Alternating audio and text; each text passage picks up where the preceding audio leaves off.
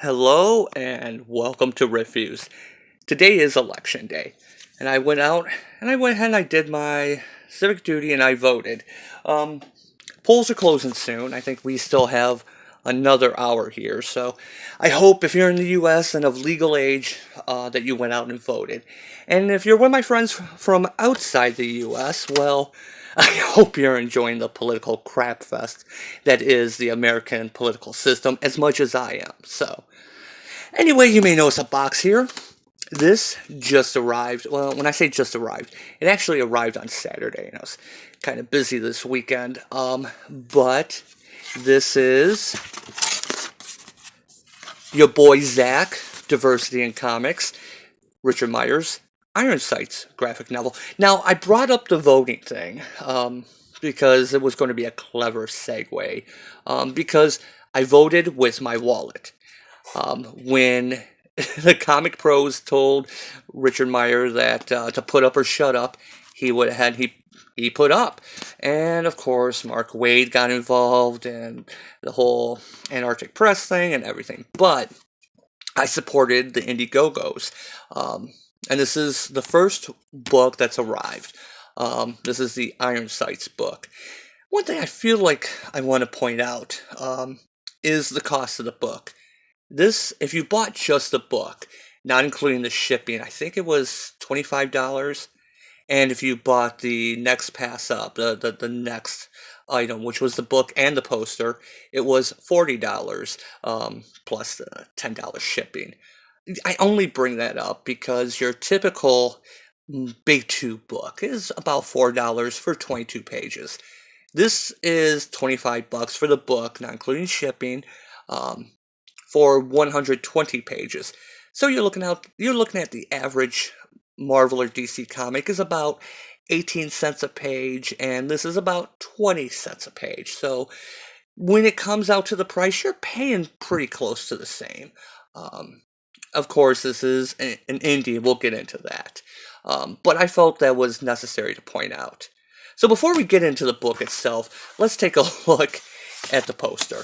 Now, I am not a poster guy, to be honest. I've long outgrown that.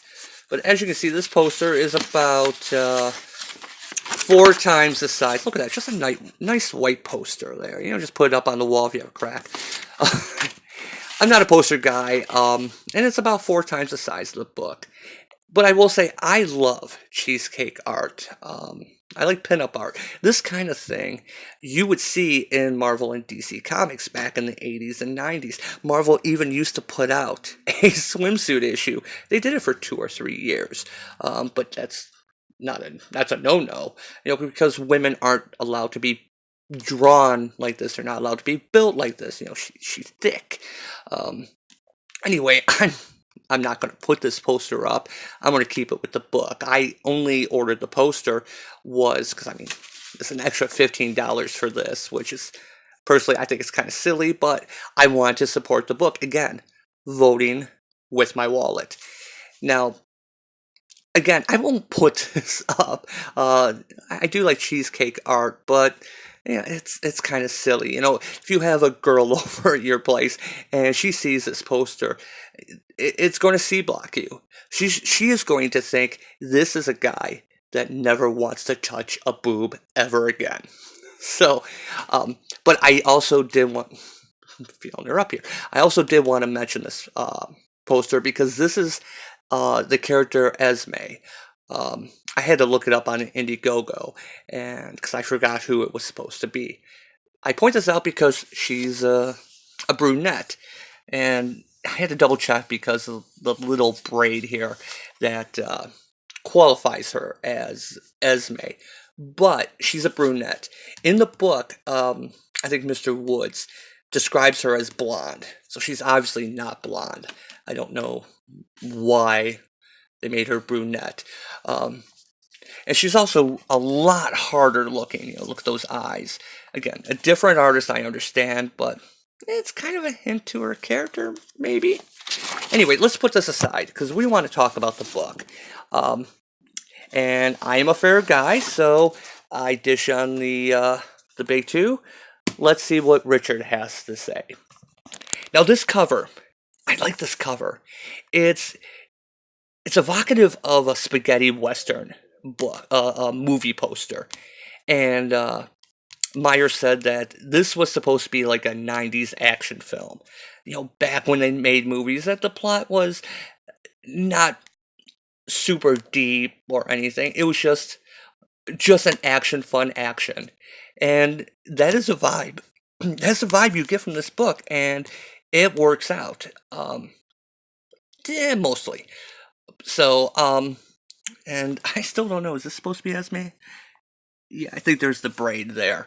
Her hairstyle is different there in the poster. It's different here. It's different in the book. I thought this was the main character's sister at first. So let's go ahead. We're going to pop into this. And, we have the opening with the drug cartel. Now, I always say I am all about art telling a story. I can get by with a lot of different styles of art. As long as the storytelling is good, as long as it flows. The art in this book is very inconsistent. It has a very indie feel to it. Of course, it's black and white. They use the different gradients to really make the colors pop. But there's some pages that just looked rushed, and to be honest, they look kind of bad. But it is an indie book. We start with the cartel, and we get Mr. Cancel, who is the cartel's accountant, and the cartel lord decides he has to go out in the field and not, basically not push books anymore. He has to get his hands dirty. I had a problem with that right off the bat, because someone's racing down the street. I had a problem with that right off the bat because a good accountant is really important, just as important to a crime family, or so I've been told. Someone that can keep two sets of books, the legitimate book that you would provide and your real book. You wouldn't want to waste someone, especially someone you put through college, as they say in here. I'm going to try and go through this really quickly here. Because they have this Esme character they have to go out and get. So we cut over here to the other side of the border to Texas, where the main character is hunting rabbits and uses silly phrases. I don't know, Kentucky windage. That may be a thing, but what's this guy's name? Ribaldi. Anyway, he's a combat vet. As you see, he's got a Marine Corps hat here, crossbones. He's not adjusting well to the civilian life. On the other side of the border, in Mexico, we have this character, who we will find out is Mr. Woods. And Mr. Woods is an interesting character. He finds a car goes by, a drug runner drops a kilo of coke. This kid tries to get Mr. Woods to go to ride with him, and tells him to F off, so he drops a kilo in the kid's car so he can get pulled over when he's crossing the border. So then we go back to Texas, and we see the main character, I'm already blanking on his name, Ribaldi? He sees in the distance, on the other side of the border, a cartel. And here's where we see Esme. We meet her. We see the accountant guy, Mr. Cancel, and he's trying to force this execution, and it goes bad. Oh yeah, remember what I was saying about the poster and the cover and the different hairstyles? Yeah, she looks like a typical a girl in distress. But then the shots start taking out the cartel, and they escape.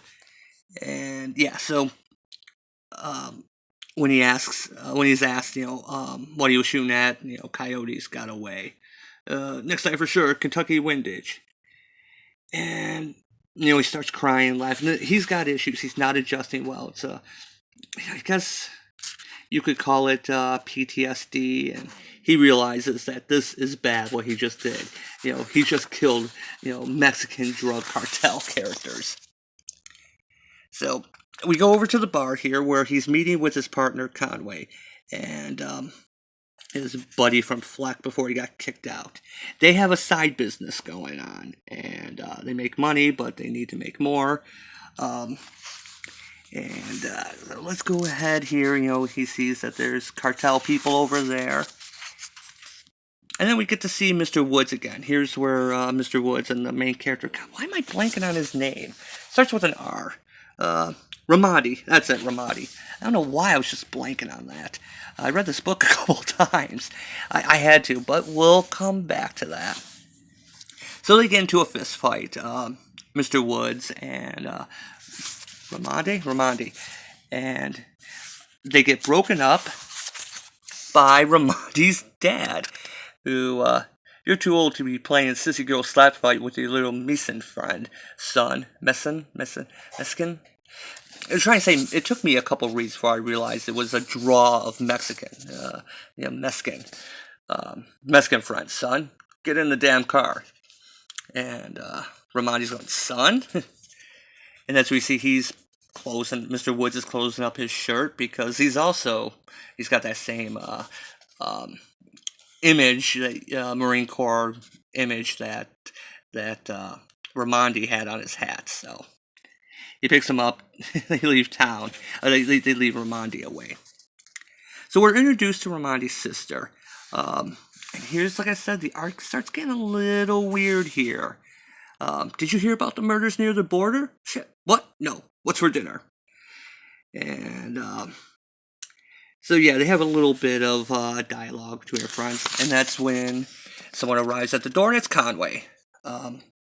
Again, talking about their business. They're going to have to get their stuff out of the warehouse, their packages on their side business. Conway hits on Ramadi's sister. I swear, here's where I think Meyer is working in some of his own issues.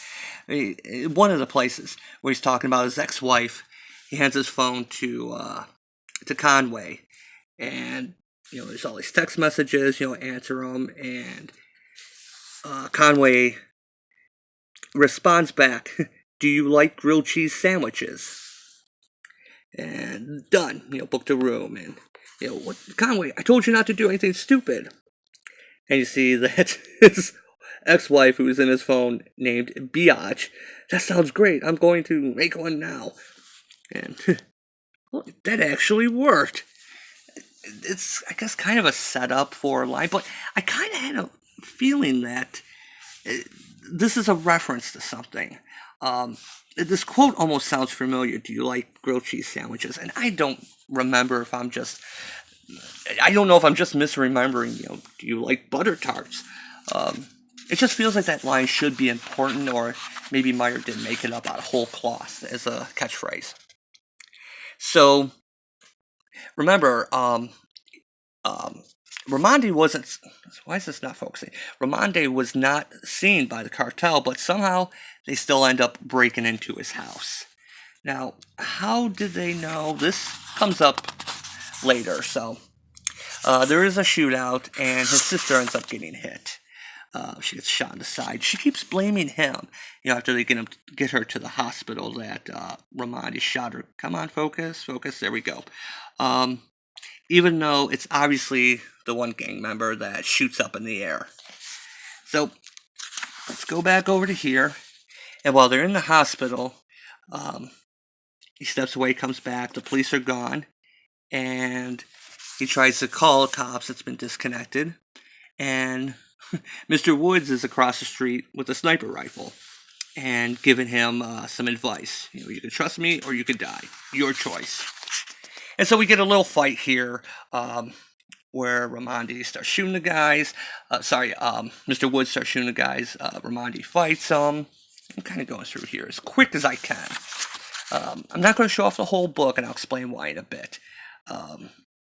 So the Mr. Woods, ends up leaving when the police come in, and they bust Ramadi for what happened.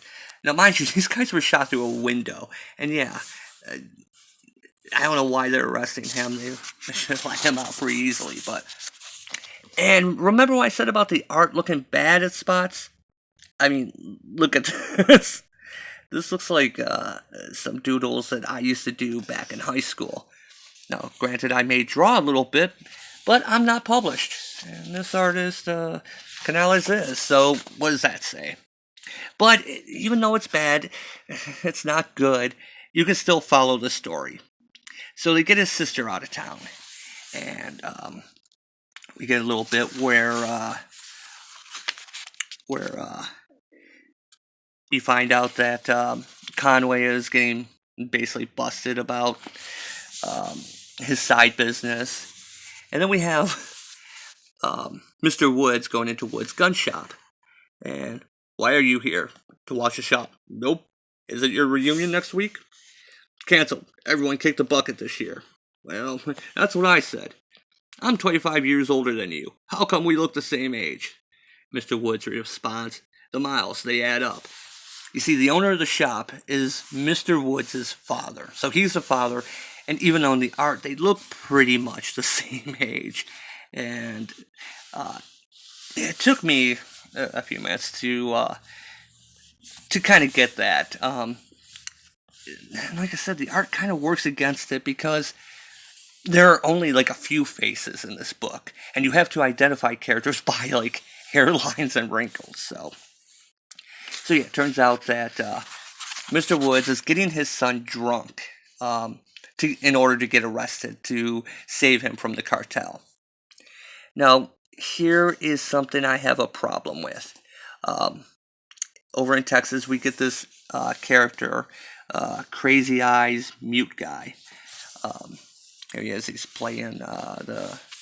Is that the Marines? Yeah, I think that's the Marines. I'm sorry, I'm not a military guy. So, yeah. Anyway, you find out that this character is named Zeke, Z-I-E-K. Again, I'll come back to that. There is a problem with this character. So when Mr. Woods leaves his father's shop, this is when the fight happens. Basically, he's goaded into getting arrested by the cops. The father set this up because he knew the cartel was coming. You know, solitary. That was the deal. The best I could do. You'll be safe there. Now, Mr. Woods is also an expert sniper, which is why the cartels came here. So here we have Zeke and Mr. Woods' dad tell him, you're late, cops got him now. With the dirt I gave them on him. He'll never get out. You'll never get him. So he's pissed off. And now here we have back at the shop, stores closed. And what's his name again? Mr. Whatever comes in. And Mr. Custom? I'm forgetting these characters' names, and I've read this book a few times. Anyway, they're coming for his son because only a few people could have made the shots that killed the cartel members. And he fights back. Mr. Woods fights back, but he's no match for him. So, and here we have him trying to be tough because he's got to prove himself. And we have Zeke infiltrating, basically getting his way into the Veterans Affairs computer system in order to get the information of the characters, such as High Tree, Conway, Ramadi, and I love that panel. Again, that's going to be a new reaction panel, reaction image. So while the cartel has Mr. Woods' dad's tied up, there's a few jokes in here. Hit him for me, Carlos. Don't use your fist. It's very solid. He's very solidly constructed. So they're questioning him. Long distance shot in high wind. Maybe 8 or even 10 guys in the world could have made those shots. Mr. Woods, your son, James, recently re-entered, and so he's not going to give up any information. The cartel thinks that his son did the shots, not Ramadi. So when the drug lord does come up, he comes out, I told you to make him talk, not bathe in his blood. He didn't break. I kept cutting pieces off of him. He'd laugh and say, what's underneath? So I kept cutting. until there was nothing left of him. What kind of man has no fear? And, raise your head, son. Show them his blood. Show them your tears. I knew your balls would drop one day. I just didn't expect them to be so big. This line here, I don't quite get it. Raise your head. Show them his blood. Show them your tears. I don't understand. You would think it'd be all manly, don't show any tears, but yeah, he he freaked out the rest of the cartel with the way he snapped. So here's where we find Zeke's name, Zeke's, however you say it, his name. He shows off his sword, and that's not ceremonial. That's been sharpened. Name on the hilt, hard to read. Looks like Zik. Now, I only know it's Zeke because... Oh, maybe it is Zik. Oh, yeah, I've been calling it Zeke all this time. I don't know why I said Zeke. It's Zik.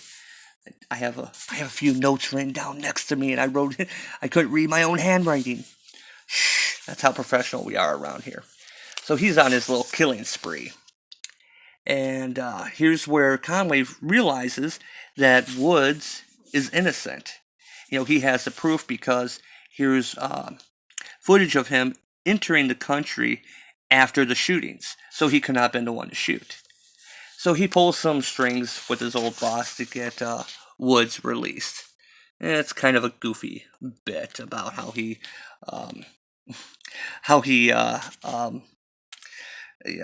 blackmails his boss. So when Mr. Woods comes home, finds his dad dead. And all right then. And so Conway is talking with Ramadi, a stupid Lestra joke, which I guess they still make chips with that. I thought they cut that out in the 90s. So anyway, he freed Woods because Ramadi did not, he's honorable. He didn't want Woods to be punished for something he did. So, as Conway's talking, Woods is pretty much right there listening in. So here we have them with their stash. As I said, they had to get all their stuff, their contraband, out of storage. And Conway says, he's going to stop the business for a while. Maybe bring it up later. It's just too hot. And Ramadi's about done with it. So, but while during this conversation, Ramadi realizes that he just likes the killing too much.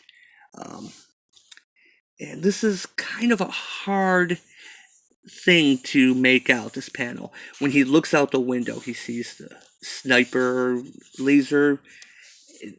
In black and white, this doesn't translate very well because I thought this was broken glass looking into dark outside. But no, it's light. This is a hill, and that's the flash or the light.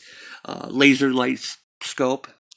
So they're being shot at, and turns out it's actually Mr. Woods now shooting them because of Ramadi, his father was killed.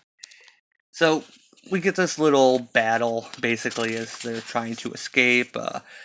Mr. Woods is coming at them, and it comes to the understanding. Now, this is a problem I have. He shoots him like right in the back.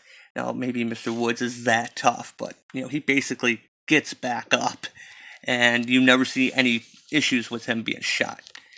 And they explain the whole thing about what happened and how Conway got Mr. Woods out of prison, but Mr. Woods is still upset about their contraband because he thinks that they're selling drugs. But no, they're actually opening up one of the packages. They're actually selling jeans. It kind of reminds me of the old, back during the Cold War days where people would sell Levi's into Russia. It's kind of a funny little bit. I mean, this part feels like a 90s action movie where you have the straight-laced guy and the not play by the rules. That's kind of how these two are, but neither one plays by the rules. So this is already 25 minutes long. I don't want to keep going into this much further. So the drug cartel catches up with Conway, and we get the scene.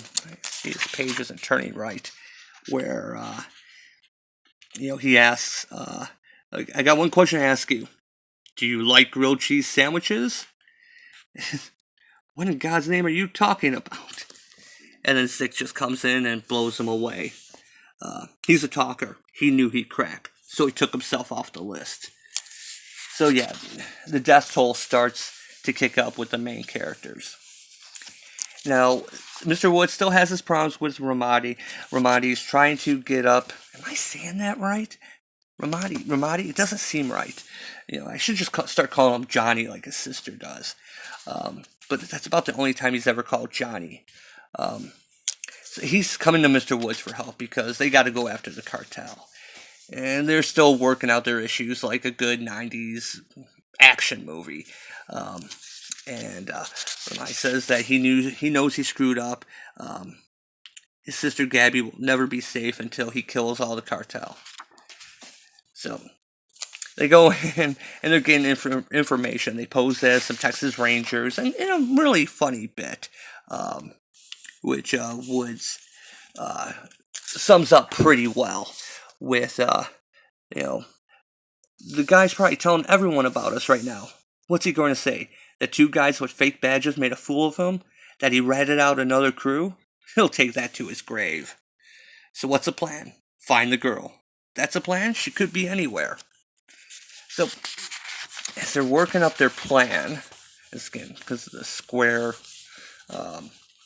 binding here, they go in and they start attacking one of the gangs. Now, there's a couple rival cartels. There's the Lagartos and the Sapos. Again, I'm sneaking to look at my notes here.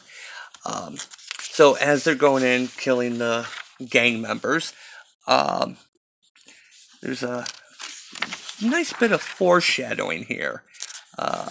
Just want to get to it. So, who just pulled up? It's the Lagartos. How do they know we were here? We were exactly quiet. Woods? The fuck? Sorry, I should not have sworn. That's my one F-bomb. You know the drill. Ramadi. And let's go ahead and turn the page. Listen to me. Get down on your knees or you'll be dead in 2 seconds. So they end up in the Lagartos prison. That it just turns out that Mr. Woods designed for them. See, Mr. Woods, he's a former sniper. He's done work for the cartel as well. And when they escape from their cell, they go into another cell to find where Esme has been stored, where she's being kept prisoner. So the three of them escape to, like my work, so they escape to make plans. They go and they find out how the cartel knew where Johnny was at. It was their buddy Mondo. He sold out Johnny, bragging about him to try to impress some women. And that's how the drug cartel knew it was Johnny making the shots. He was an excellent shot. And so they bring him into the group. So here's where you get into the end of the third act. They're coming up with their plan. They're going to use Esme as bait to get to them. And so it really ramps up from here, and there's not a lot left. I want to keep the ending. I'll keep it spoiler-free here, because we've already gone on almost a half hour on this book. Now, let me give you my thoughts. It's not bad. It isn't bad. People will look back at this. I hope Richard Meyer has a long career in the comic industry. That'd be great. People reading this, though, will think, oh, this is early Meyer work. Let me explain. Back in the day, I was reading the Amazing Spider-Man comic. And, I picked up the newest issue, and it was the start. Well, actually, maybe it was Peter Parker, the Spectacular Spider-Man. One of the two books. But I picked up the new issue, and it was the beginning of the death of Jean DeWolf storyline. And I remember being blown away by it. No pun intended if you've read the story. And the next the 4-issue little storyline to that was just, it was unlike anything I read in the series before that. It was so good. And I read it just a few years ago, reread it, and it still holds up. Now, that was one of Peter David's first works. If it wasn't his first printed story, it was his second, maybe third, but it's one of his very first ones. And it still holds up amazingly well. This, if he keeps, if he stays in the industry, you're going to read this and think, yeah, this is his early work. It's got some sloppiness. The art is sometimes works against it. And there's a little problem I have with this, and I don't know how deep I want to get into it, but it turns out that Esme is not quite what she seems to be. And it really makes you wonder, why was she in that prison cell? Why was she in the Legarto's prison cell? That part does not make any sense. But I don't want to spoil the ending. The book does end in a way that leaves it open for another chapter. And I'd like to see another chapter. Is this book great? No. No, it's not. But it's not bad. It's refreshing. And he set out to tell a 90s action movie type thing. And I think he captured that spirit very well. Another problem I have is with the character of Zik, who for some reason I wrote down Zyke and couldn't read my own handwriting. He almost just appears out of nowhere. Where did he go? He's in here somewhere with his big bug eyes. He comes out of nowhere and you don't really know what his deal is. It turns out that he worked with Mr. Woods. Here he is, just looking right at him. He's actually mute. He used to be in Mr. Woods' company and gave away their position. So Mr. Woods ended up cutting out his tongue. How do I know that? It's never mentioned in the book. I actually went to, before doing this video, I went and looked up an old interview or promo where they talked about the characters. And that's how I know his backstory. It never comes out. Even in the ending of the book, it doesn't really seem to come out. It's never mentioned. You just have this mute guy that comes in, he's helping the cartel. Why? You don't know. Mr. Woods playing both sides, sometimes the side of the angels, sometimes the side of the devils. It doesn't really come out. So I gotta subtract points on that if I gave points.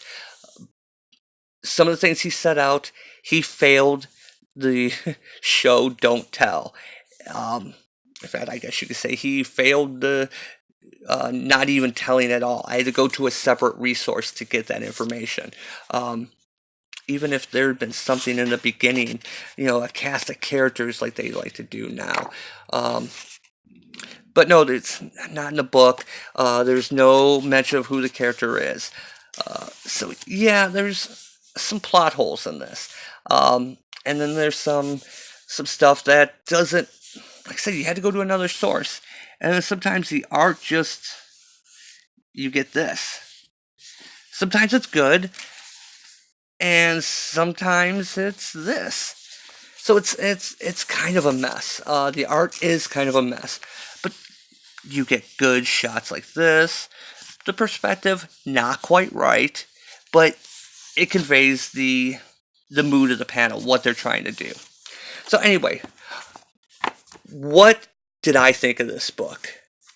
I enjoyed it. Is it good? Borderline good. I enjoyed it, and I do not regret my purchase of this. And I would support if he does a follow-up to Iron Sights. On Iron Sights 2, I would buy it.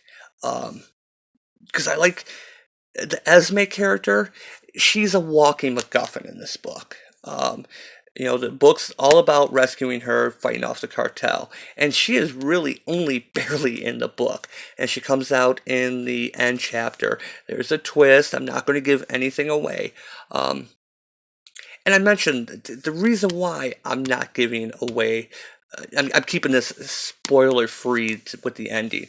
I don't normally do that. I've thought about doing it when I review a regular issue, but with sequential art that's going to follow up in the next issue, giving away the ending is not too bad. Sometimes when you only have that 22 page, I'll take something out from the middle. This can stand on its own, and it can stand on as a story from start to finish. So I want to keep the ending spoiler free because people, the international people who ordered it, have not received it yet. So I don't want to give it away for them. Um, I don't know if you can still purchase this on the Indiegogo page. Actually, I think you can. I think when I looked it up, I think I saw it was for $20 now. Um, if you can still order it, I would recommend it. If you want to support independent creators, if you want to basically give a middle finger to the big two, I don't think if you like the kind of dumb action movies from the 80s and 90s, I think you'll like this. The art is so-so, but it tells the story, but sometimes you will notice. So yeah, summing up, I enjoyed it. I wouldn't get the poster if it's still available, but I did enjoy this book. I had to read through it twice, and usually I will read, when I review something, I'll read it twice, because I do like to take a few little notes that I peek off to the side here, and I'm giving away, inside baseball here. But this one, I had to read twice, just because some of the art was bad. However, I felt reading through this twice, it made more sense, in a good way. The way, like, when you read Gaiman's Sandman, that when you reread it, you pick up something new, you realize something. Not comparing this to Sandman whatsoever, but there are a few things that will make more sense when you read it through a second time. So anyway, that's all I have to say about it. I enjoy this. Weak thumbs up. Weak, I say about a 2:30 thumbs up, a 2:30 p.m. thumbs up. Not quite 3 o'clock, not quite 2, just about 2:30, right about there. I'm inventing a whole new rating system here. Or on the other hand, it could be a weak 9:30. If I had two hands, I'd do it both. Yeah, it's enjoyable. Great, no, but it will read as Meyer early work, and hopefully, as he continues in his career in comics, which I would like to see, he'll get better. So yeah, I don't regret this at all. Tomorrow is New Comics Day, so I haven't looked at what's coming out yet. But I'll probably be back tomorrow night with a much shorter video because we're already at 38 minutes. So anyway, let's wrap this up. Thank you for watching, and I will see you tomorrow.